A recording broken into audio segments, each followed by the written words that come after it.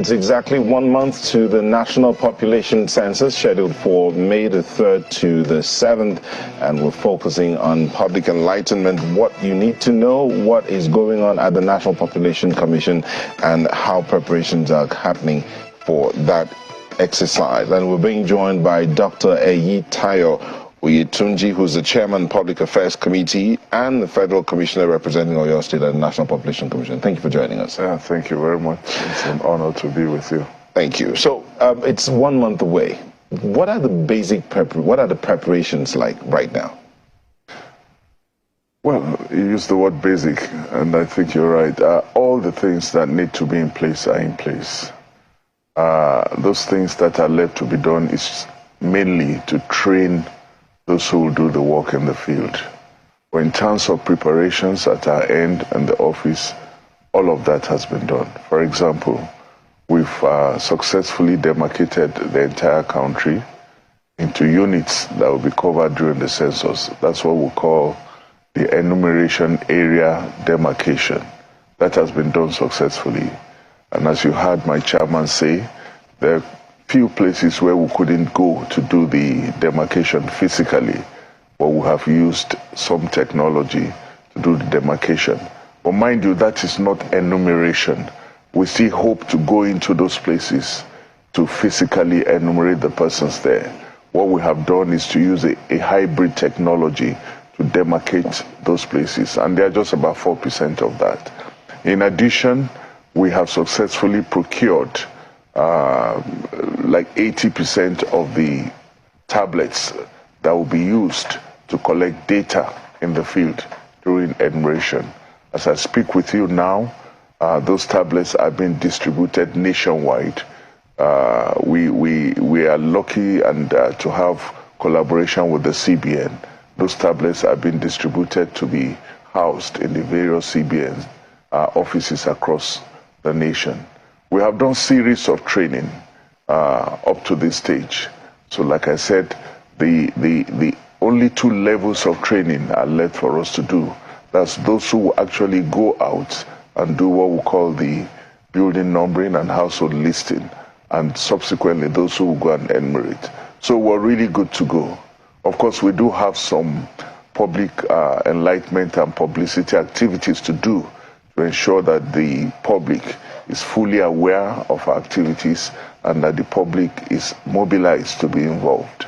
Okay, a couple of things you put down, but let's, in that report we played back there, your chairman was talking about the challenges that are being faced.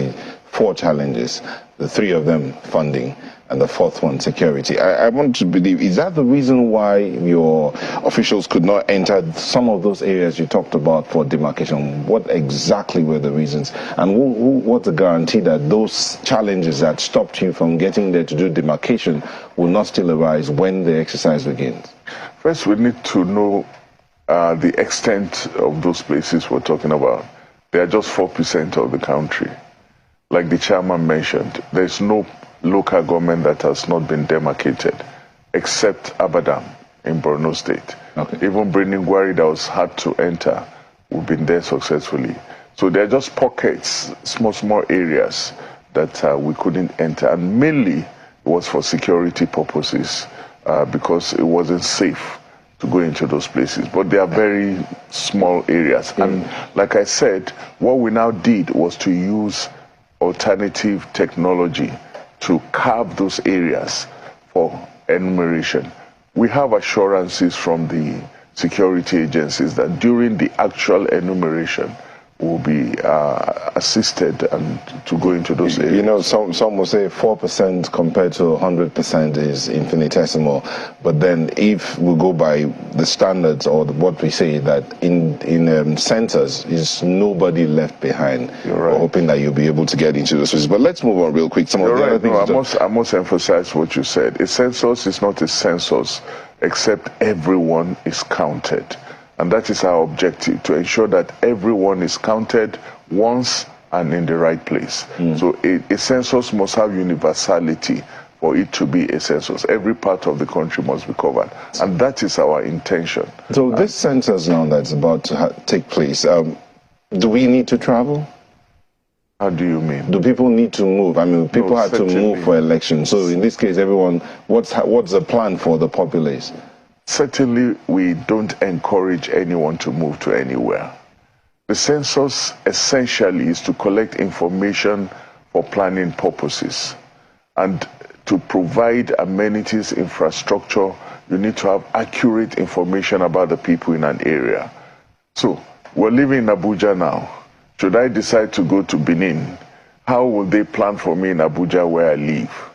So we should be where we are, because that's where they have to plan for us. That's where our children go to school.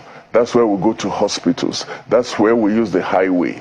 It's not back in the village or somewhere else. So we discourage that anyone should go anywhere at all during the census. We should be counted where we are. You remember I told you, our cardinal objective is to make sure everyone is counted once and in the right place. The right place is where you usually reside. Of course, we do understand that because of the challenges Nigeria has gone through in not too long, or we're still even going through, some people have had to relocate for security purposes, internal refugees. We do understand those categories of persons. And the kind of questions we are put into the census has been put there so that we can still track where their usual place of residence. So how would you marry the two? I mean, if people, for instance, who lived in Borno State and because of the issue that they've been moved to other parts of the country, how would you marry the data, as in where they used to live and where they are now? Yeah, that's what I just said. We have follow-up questions to ask for your usual place of residence. How long have you been living here in Abuja? And there would now be follow-up questions. If you say you've been living here for 3 months, then we ask, where is your usual place of residence? My usual place of residence is in Borno State. Okay? How long have you been living in Borno State?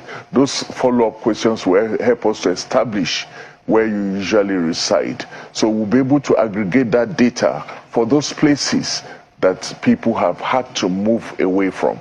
Because those people have been worried that we hope the census is not going to deprive us of the relevant data just because our people have moved. And that's why we have introduced those follow-up questions to ensure that even those areas are accounted for. Dr. Oyetunji, there are those who would have concerns, especially this census, at the timing of this census. It's coming almost as at the end of one administration and the start of another administration. Is the NPC not concerned that there might be issues of, say, misconceptions and mistrust as regards the data that will be collected at the end of the day? Ordinarily, there shouldn't be. Ordinarily, a new administration requires data to plan, to succeed, to start. You need a blueprint. What people am I out to administer? Where are they? How many are they? What do they require? Ideally, that's what we should start with.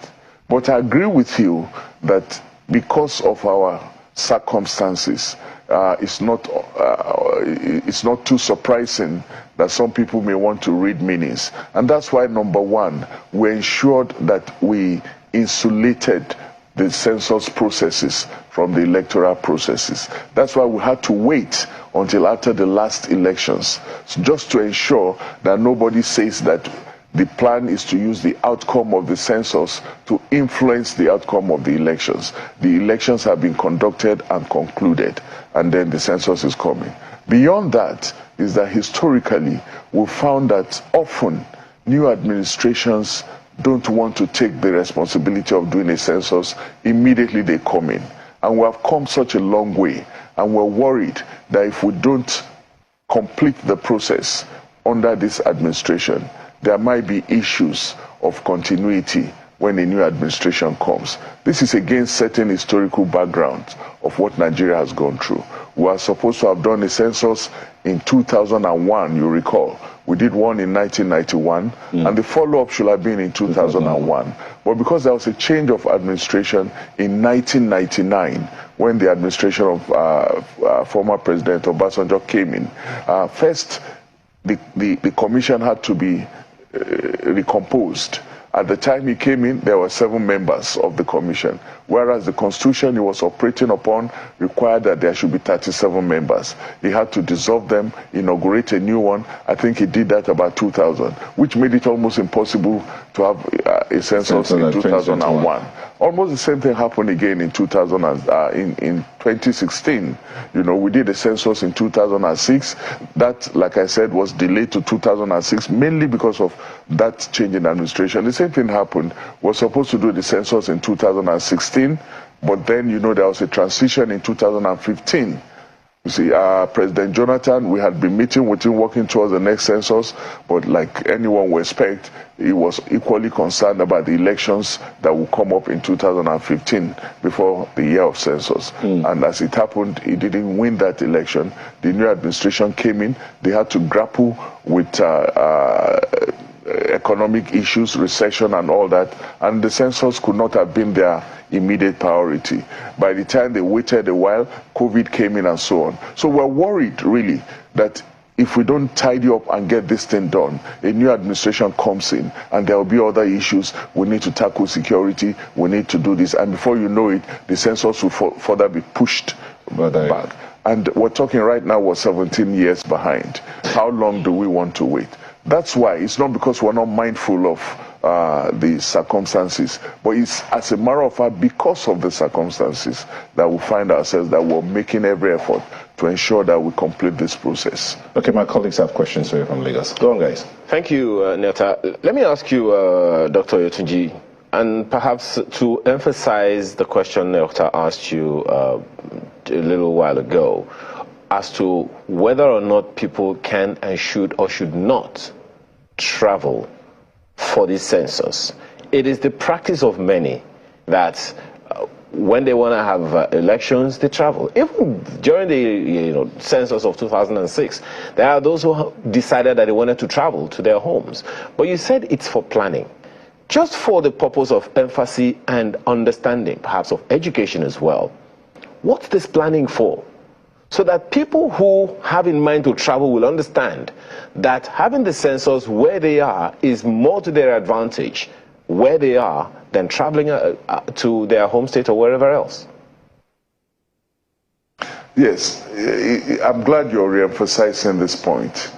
It's something we need to emphasize and to continue to enlighten Nigerians about.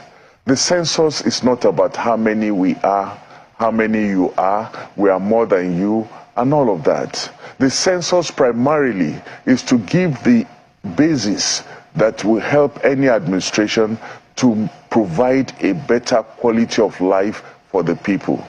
And to do that, a government requires information, not just about how many persons there are, but where they are, what are their needs, what is their present status. You cannot leave your usual place of residence and go to where you don't usually reside and expect that the kind of information that will be collected, even at that place, for you, will be relevant. In fact, this census we're doing, we have gone ahead to use technology in the demarcation exercise, such that we have all the buildings where people reside, and even those where people don't reside, already in our database. So the census is such that we want to meet you in the building where you usually reside. We're going to ask you questions, for example, about the quality of that building, about the infrastructure available to you in that building, about the amenities in that building. Now, when you leave your usual place of residence to go and get counted elsewhere, it defeats the entire purpose. So I'd like you to join us really in enlightening Nigerians. It is counterproductive to leave your place and go to your village. It won't help, because the appropriate development planning that should be made for you where you are will not then be made. And in your village where you don't reside, they will have a distorted figure and information about those who usually reside there. It is a very, very important question, and it is very important that Nigerians understand this and don't at all make any effort to think they want to go elsewhere. In fact, some people have suggested that it should be criminalized, but we don't want to think that way. But we just want to let people know the issues involved and why it is important that they stay where they are. Like I just told your colleague, your children go to school where you are, you use water where you are, you go to hospitals where you are, you participate in the economic activity where you are, and all that is the information we want to collect during the census so that it can enable planning even by administrations. Right, so in simple terms, do not travel. Census migration is a no-no. And yes, this is like the voter education of population census education. So that's one of the nuggets people need to hold on to. But I have some quick questions that need just short answers so Nigerians can better understand how to prepare for this. Because we just finished elections and we know how much preparation went into this. They had to register for their PVC, then identify their polling units, do this one, that one, and then went out to vote on a Saturday morning. The whole process, there was biometrics with the BVAS, they registered, they captured. I mean, you understand that whole process. But with the census, it's quite different. So how should Nigerians prepare themselves? What are the things we need to do? Clearly, there is no PVC.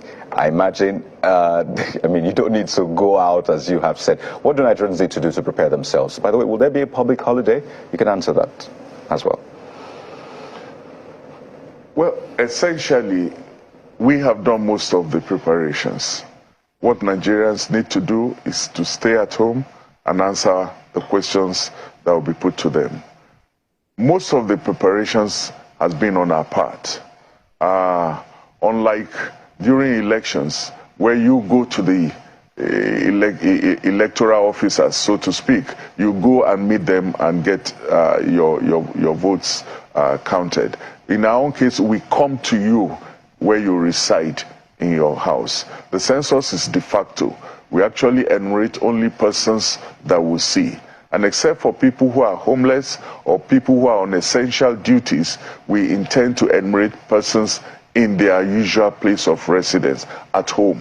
So all we need from Nigerians is that when we come to meet you at home, you give us answers to the questions that we shall ask. Mainly questions that will help in development planning. All we need to do is to get Nigerians to be enlightened about the processes, some of the questions that will be asked, and to know what their responses will be. On our part, we are using the best technology available to us. As you are aware, this is an entirely digital census. We're not using papers, we're not writing on papers. We have bought and procured tablets, pads, if you like, which enumerators we use to collect information. And that information will be streamed real-time online to servers. So there's even no room for manipulation or from what the enumerators will enter.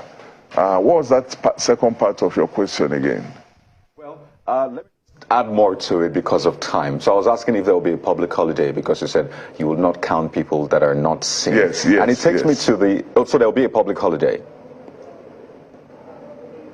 We intend to approach government to request that people stay at home. A public holiday does not in itself guarantee that people stay at home. So we intend to request that people stay at home for certain part of that period. Like we have been announcing, the census is scheduled for 3rd May.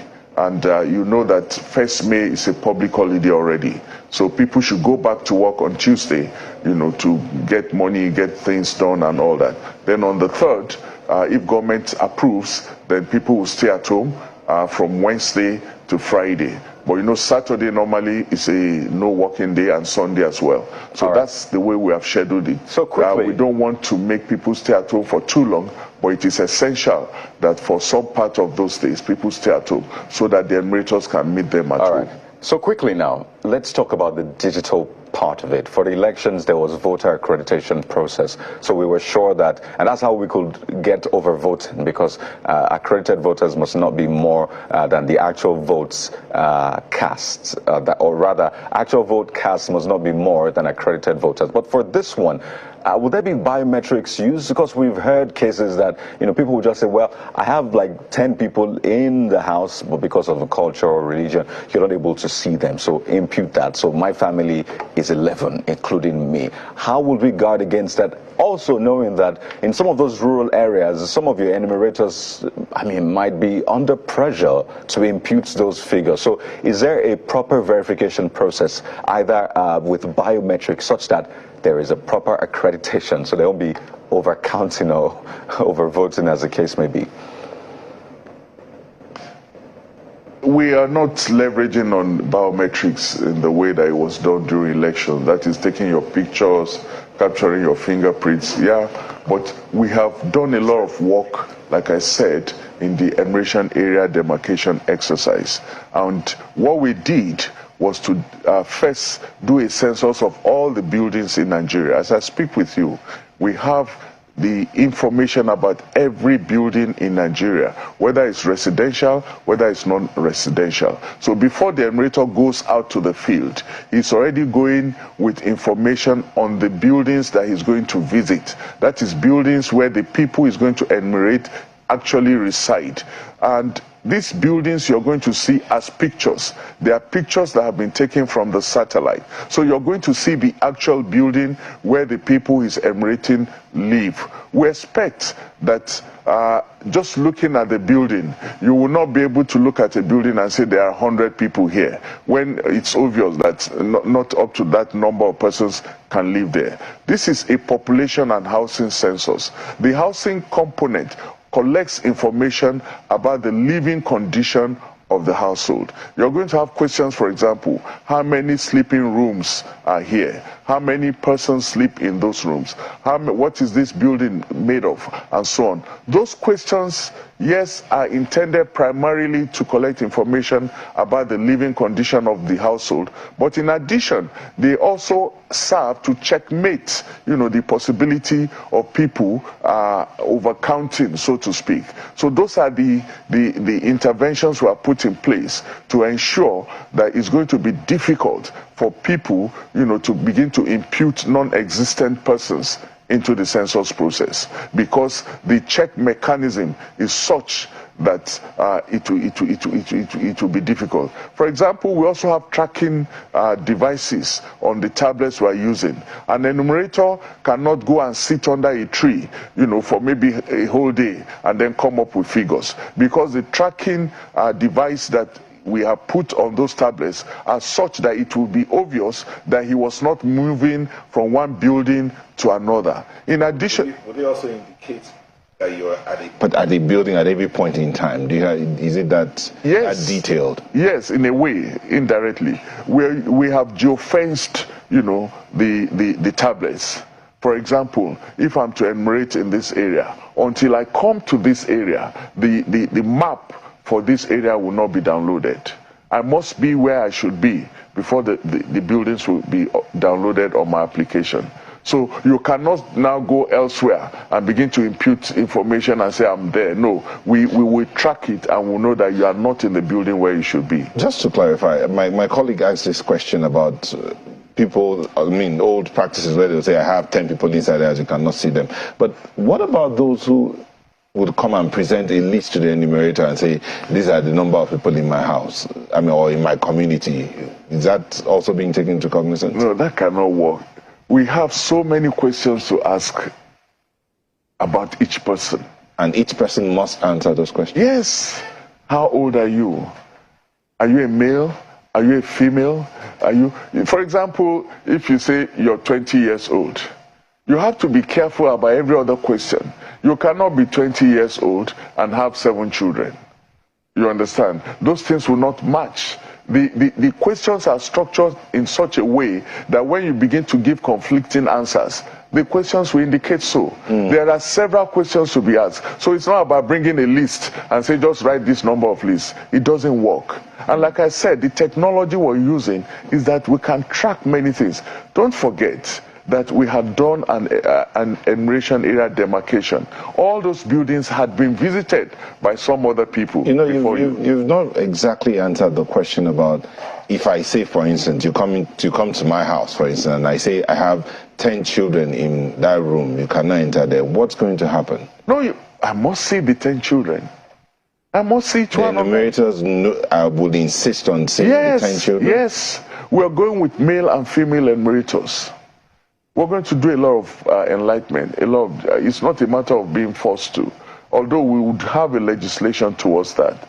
But if you say there are women, we have female enumerators that will see them and ask them questions. So the issues, the cultural issues, have all been taken into cognizance in the planning of this census? Yes. Because these things were experienced in the past. So we have made efforts to contain them this time around. I assure you that everyone that will be enumerated will be seen. And not just seen, where they live will also be indicated, such that you can visit that building any other time and have the same information verified. Those buildings are geo-referenced. They are there for you to see. You will see them as pictures. So you can always go back there. You can sit in the comfort of your room and tap that building and actually see the data that has been imputed for the building. That's the kind of census we're doing. I must say that for the first time, we're doing a census that is also geo-based. In the past, it's mostly demographic statistics. You're 10 years old, you're a male. But this time around, we're tying every of that information to a geographic location. I'm 10 years old and I'm 5 years old, living in Abuja. Wait, not Abuja, living in this building. In this building. In this building that I can see. Okay. The building has a GPS location. And on our map, by the time we're done, you just tap that building. And you will see that there are 6 households here, there's 1 household here, so these are the persons that are there. We streamed live, so wherever I am, I can monitor. By the time we finish, and it's now in the database, that's what I mean. The database will be such that it is a map. Okay, hold on. My colleague Bukola has a question. Bukola?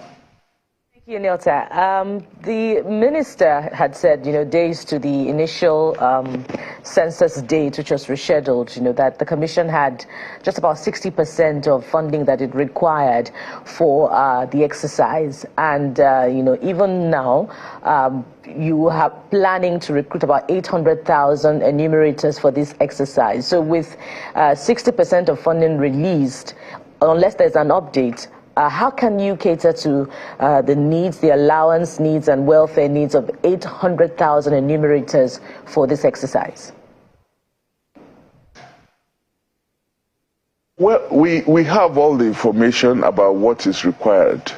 And as the minister said, we have approached government, we have presented this to government, and that effort you saw was part of the effort to ensure that those funds are available.